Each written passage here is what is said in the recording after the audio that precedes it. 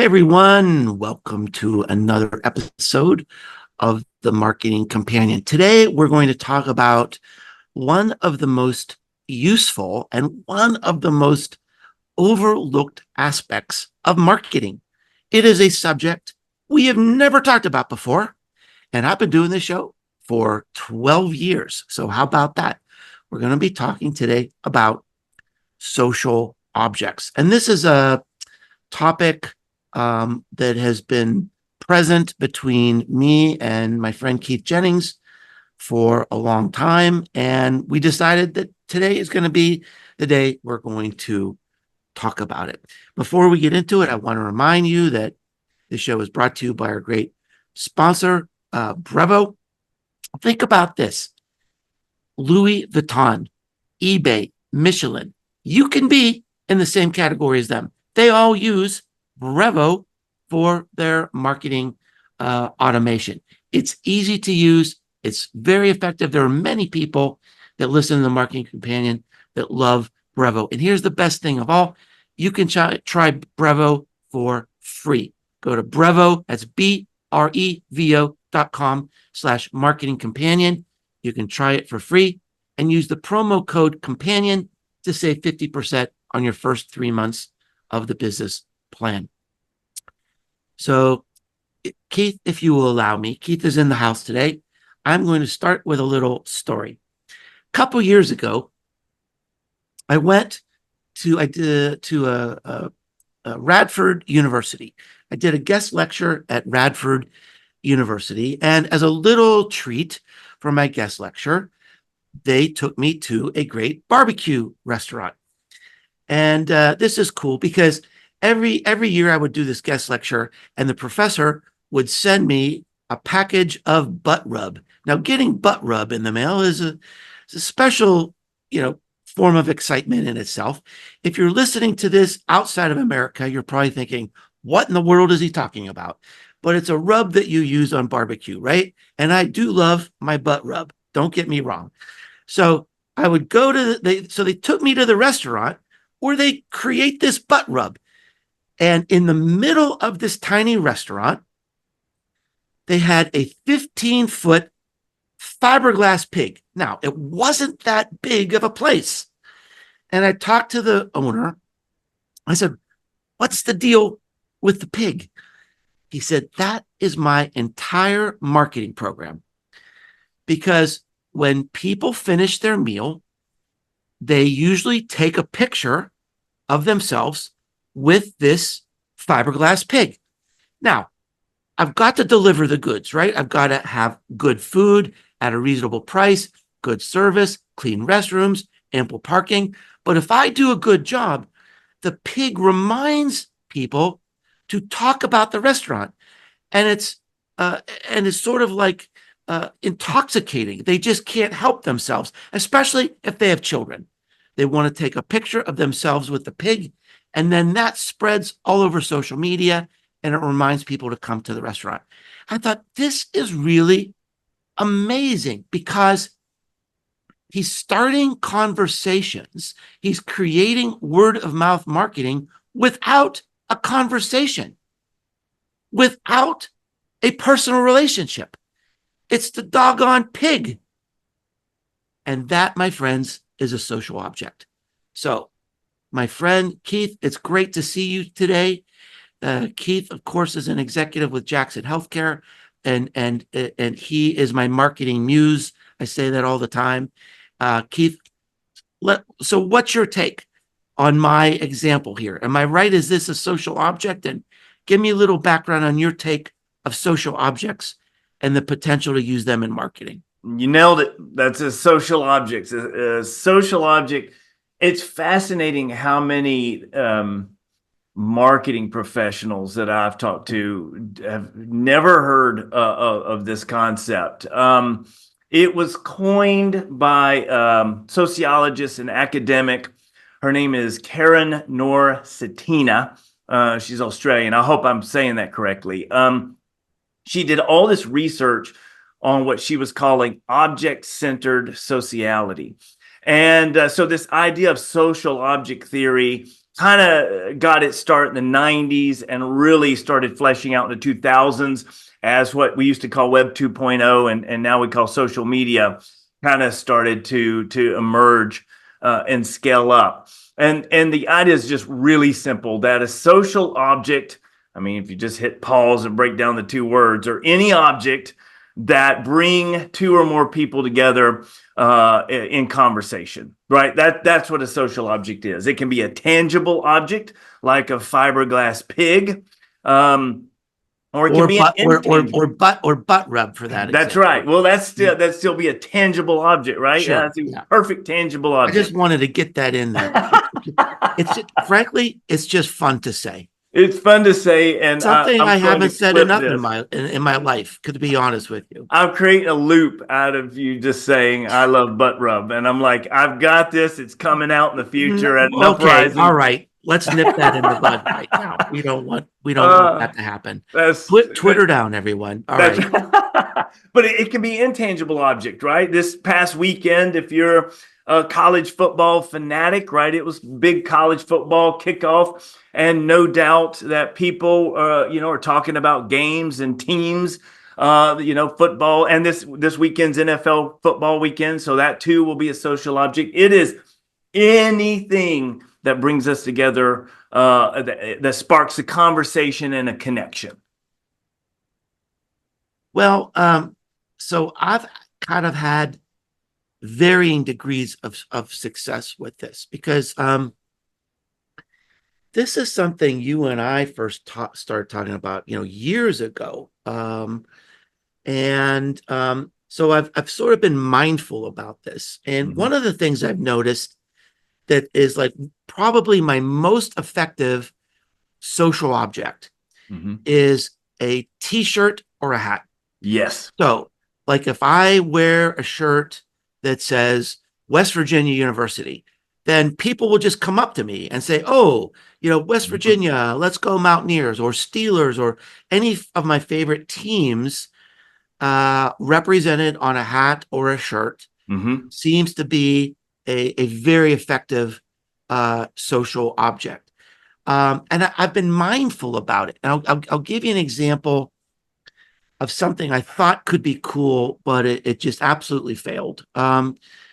Every time I launch a book, I experiment. I try something new to help promote and market the book. And when I launched Marketing Rebellion, the cover of the book was created by a local artist. The whole idea, or one of the ideas behind the book anyway, is things that are handcrafted and artisanal is a big part of marketing today. So I wanted a handcrafted cover for the book. Well, there were also lots of really cool stories in the book. So I paid this artist to illustrate stories in the book for a coloring book. So if you go on my website, still there today, you can download this coloring book. And the idea was, first of all, I mean, a lot of adults like coloring books. It's it's kind of a relaxing thing. But I also thought it would be cool if I just put this handcrafted art out there that people could color, that they might download the thing, print it out, and give it to their kids. And people would post. It would become a social object. Yeah, it become people. The children would color it and they'd post it online. And it absolutely fell on its face. I can't really explain it. Maybe I didn't post about it. Maybe I didn't talk about it enough. It's still there on the website. If you go to my website and look up the book, you can still download it. But so that was something that it just didn't get enough traction. So there's got to be something about a social object. Like, what would you call it, Keith? It's kind of has critical mass of interest, or critical mass to have enough people interested in it to create some momentum. That's it. What's the gravitational pull, right? Yeah. Some key things to kind of keep in mind, and then let's break down and let's talk about applications in the business world, right? But One is we kind of falsely assume, and this is where Dr. Satina's work kind of came in. We have this notion that networks are built on person-to-person connections. Her research showed that actually networks are built on person to object to person connections. And that's kind of what led to this idea of what she calls object-centered sociality.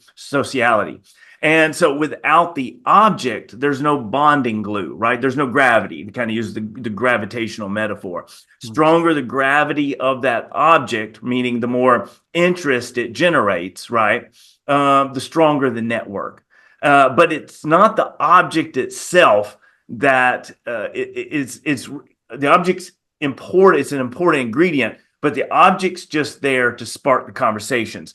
The real gold of a social object is its ability to spark those conversations and those connections. So, if you don't have a social object, based on her research, you don't have a network, and the network size will be completely related to the gravitational pull of that social object. So if you think about all the Discord servers, right? It's, gaming, right? Big gravitational pull, anime, music, it's all these kinds of topics that a lot of people have a lot of passion around. And it's that social object, tangible or intangible. On a Discord server, it'd be an intangible, right? You're talking about your, favorite electronic musical group, right? Or something like that. But, to kind of package it, think about what are the most common things we talk about when we meet people, right? It's the weather, news, sports, jobs, if you've got kids or your family, hobbies, memes, fads, songs, artists, politics, food. I mean, you can just go on and on. Even our personal goals, like my personal goals or my hopes and dreams, that can be a social object because that may be something we can share with each other. So the idea, from a business perspective, is to say everything we do in business is built around objects that create personal conversations and connections and professional conversations and connections. And so we need to train ourselves to see and hear those, right? We need to kind of create a new receiver in our brains to be open to, so that's the social object here. Oh, okay, that's the social object here. What can I learn from this, and how can I apply this and leverage it? Well, as you're speaking, it makes me wonder if really an advertisement is a social object. And the reason I'm thinking about this is so it creates this gravitational pull because enough people have seen it that they can talk about it. Mm-hmm. So it's not like, let's say a Super Bowl commercial, right? A Super Bowl commercial is almost never about the product. It's about some story or about some stunt or about some connection to a code or, so it's something, it's a reminder to talk about the brand, and it has this gravitational pull because it's not in isolation. So it makes me think that something that a lot of people are seeing becomes the social object. It even could be an ad or a marketing activation. Yeah. It's an object, and it only becomes a social object when people connect to talk about it. Right. Yeah. So that the key is is paying attention to what's moving people into connection and conversation. That's the whole key. Yeah. Now, I mean, I do think about these things, even though it's not a very common idea. I mean, I do think about, because word of mouth marketing is the purest form of marketing. It's the most trusted form of marketing. It's the only type of marketing that is anti AI, really. I mean, word of mouth marketing, it's people representing themselves. It's not manipulated by any company. It's not manipulated or somehow changed by any sort of AI. So to the extent that we can introduce something to propel those conversations, I mean, it's something I'm very interested in. And like I said, I've sort of had mixed results with that. Have you done this in your business at all? I mean, have you been mindful about this, and have you had any success? Yeah, absolutely. Exactly like you. I've had a ton of failures, Uh, right, and a lot of success too. The point is, and, and this is a topic you and I talk about all the time, Mark, which is, isn't our job as business people, as leaders, as marketing professionals, isn't it our job to fail, to keep trying things and testing and taking some risks, just to see, just to learn, and be able to add that, data to kind of our arsenal of decision making about human nature. Because, as with social objects, taste, topics, it's in constant motion and evolution. So, an example for us was, a few years ago, we were really frustrated that kind of hospitals, we're in the healthcare business, and our client base, are, all our hospitals across 50 states. We're just frustrated with the fact that hospitals were kind of being, dragged through the mud for their tax exempt status, when we know they do a lot of good in their local communities by, providing free services. And but that wasn't getting the headlines back in the day. And we thought, it'd be a great idea to create an awards program to recognize the unsung work that local hospitals do in their communities, right? That don't get the headlines and don't make the news. But these are needed services they're providing to people in their neighborhoods that otherwise wouldn't get access to care. So we created this awards program, which that is the social object, right? The awards was a way to really recognize just this very unique work these hospitals were doing. And then, through the social object of the awards program, we were able to bring attention to those organizations, right? They were able to get some national press, through us, that otherwise wouldn't have gotten. So that's kind of one example of how we, kind of created a social object to serve, our clients, which we felt like it came out of a place of, we wanted to defend them, right? We wanted to defend and serve them because we knew what good they were doing, and we wanted to tell more people about it. yeah. Um, it makes me think about this idea of gravitational pull.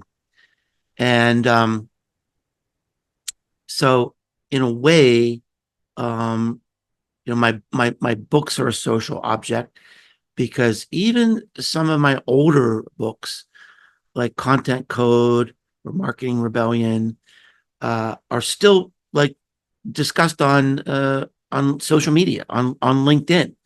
And then it's sort of a conversation begins, because people say, "Oh, I read that book too. I like that book too." Or maybe some people haven't read it, and so they get interested in it.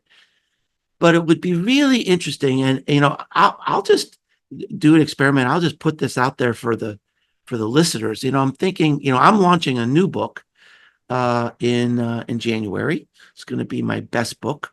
Keith has actually read the darn thing. He's only one of, I think, 6 people that have. It's a freaking incredible. I told you, it's my favorite. So it's my favorite in the arsenal. It's my best book. It really is. It's my best book.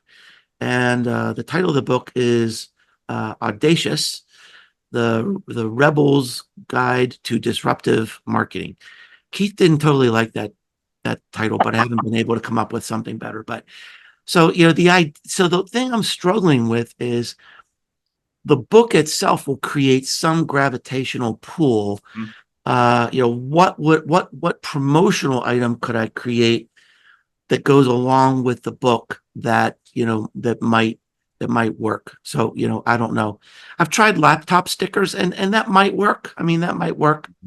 I think people actually have used my laptop stickers, and maybe that creates conversations. But yeah, so if you got an idea, send me an email and let me know what you think, because I think where I've failed, I think part of the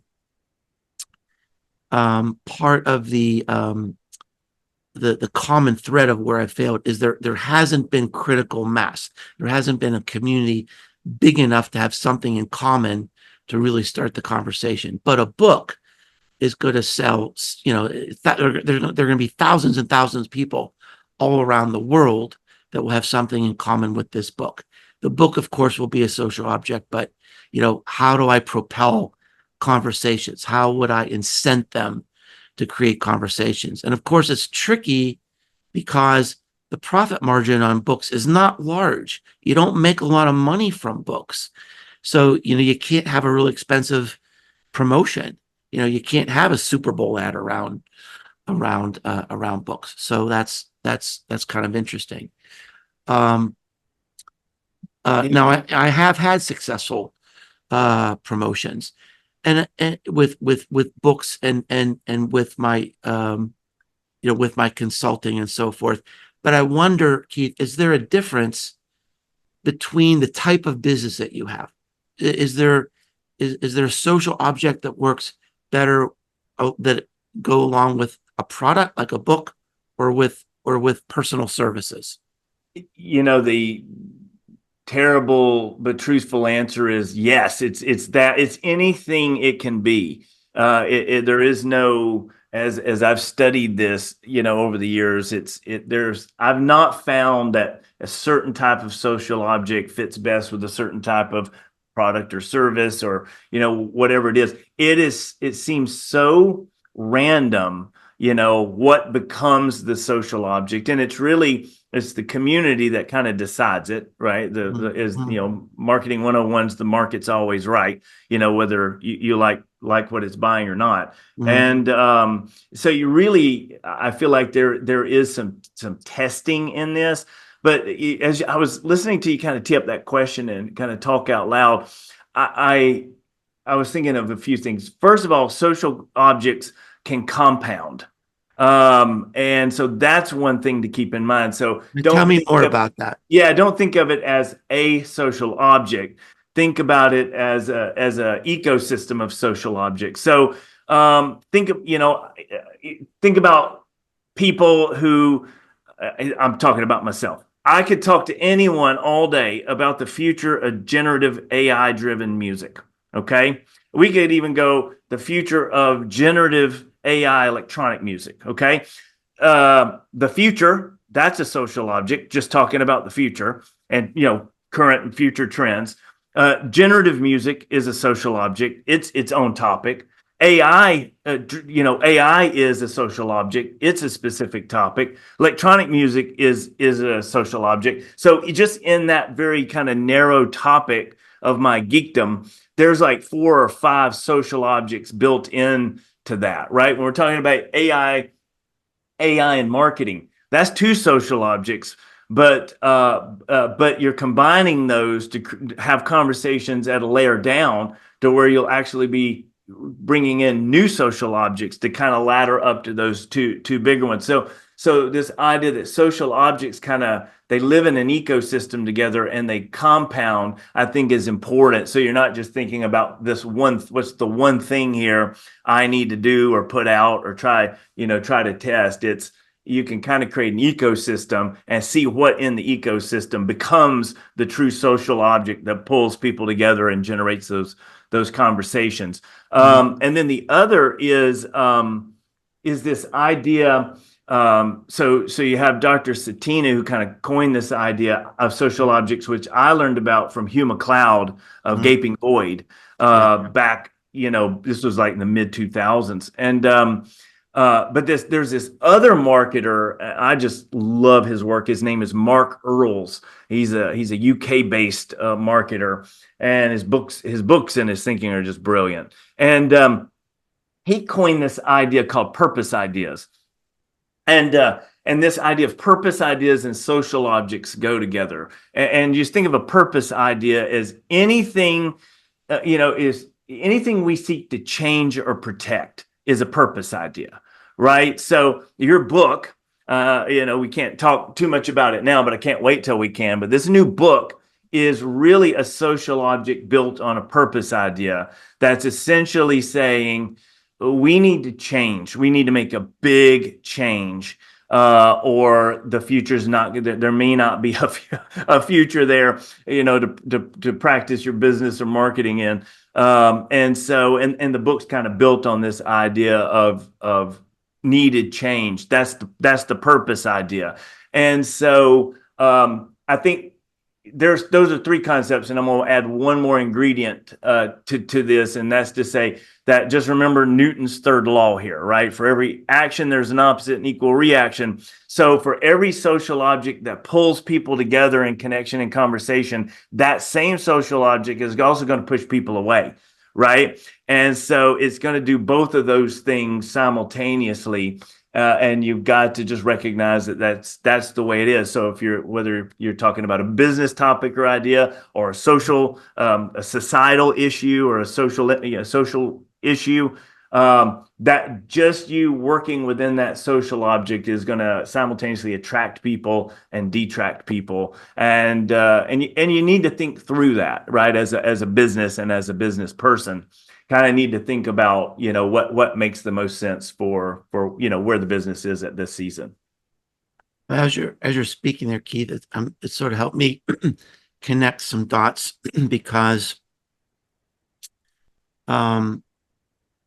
this purpose idea suggests that in addition to gravitational pull, it also must be imbued with some emotion, some emotional connection.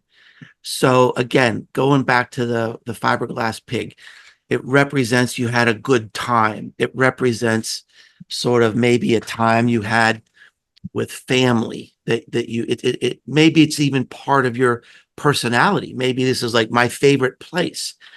In the chat, we've got members of the Rise community observing this podcast, as we always do. And my friend Aaron mentioned that the Uprising is sort of a social object.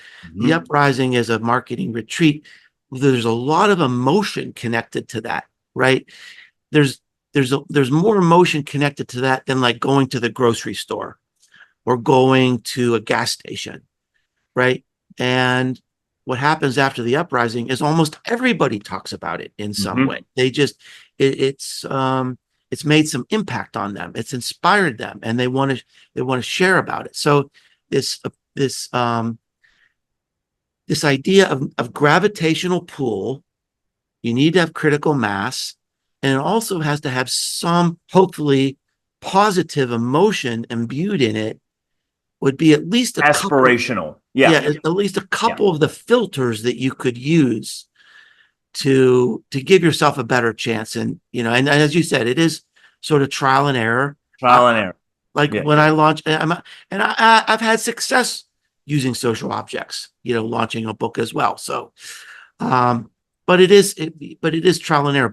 But this has been an important conversation because it's at least this idea of not just throwing stuff out there, but having this sort of emotion attached to it.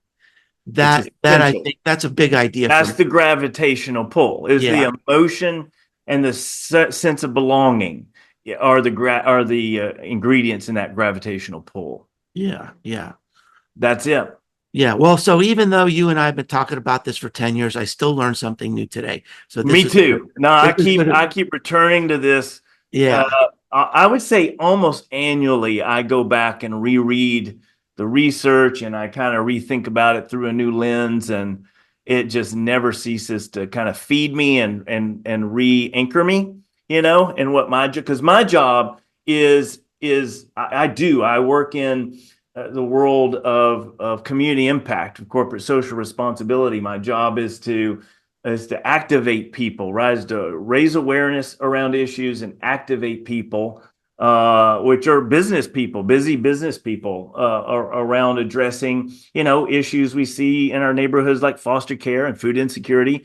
And those topics are social objects, but I have to connect them to a purpose idea to create that activation, right? And it's that I found kind of becomes the glue or the gravitational pull that gets our folks talking and starting to move towards acting to do something, to contribute to that issue.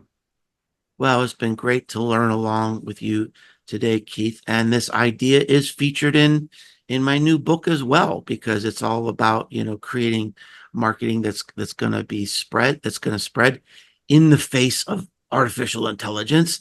Social objects is something we can start to think about, right? So thanks everyone for joining us today. We never take you for granted. If you think about it and you've got the time, we'd love to have a review on iTunes or wherever you listen to the show. And until next time, we'll see you around. We'll see you on the next Marketing Companion episode. Thanks, everyone.